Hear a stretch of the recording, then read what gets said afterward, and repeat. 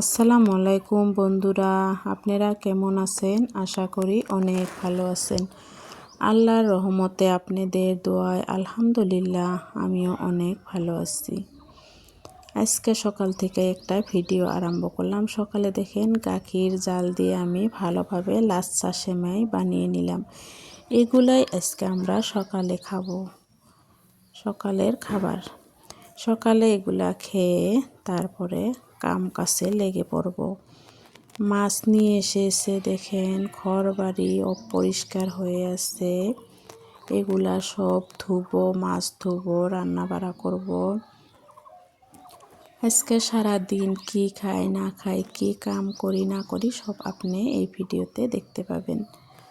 দেখেন সব কাম কাজ করা হয়ে গেছে। এবার রান্না বাড়া করব। সব কোটা ধোয়া আমার হয়ে গেছে। এবার রান্নাটা বসিয়ে দিব। শাক কুটে ধুয়ে নিলাম, আলু কুটে ধুয়ে নিলাম, মাছ ধুয়ে নিছি, কড়াইও বসাইয়ে দিচ্ছি। এবার মাছ ভাজি করে নিব।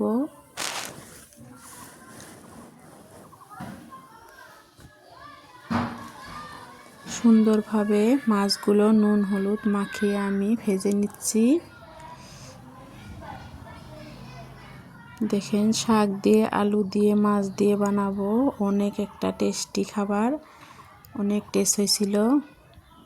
এইভাবে আপনারা বানিয়ে খাইবেন, অনেক ভালো লাগে।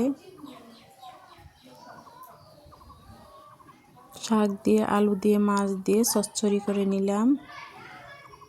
তারপরে রান্না বাড়া শেষ করার পরে দেখেন আমার মেয়ে এগুলো কি করছে, খিচুড়ি বানাচ্ছে। দেখেন ছোট চুলায়, এগুলো ঈদের থেকে কিনে আনছিল। ওর ভিতরে দেখেন সুন্দরভাবে খিচুড়ি বানিয়ে নিল।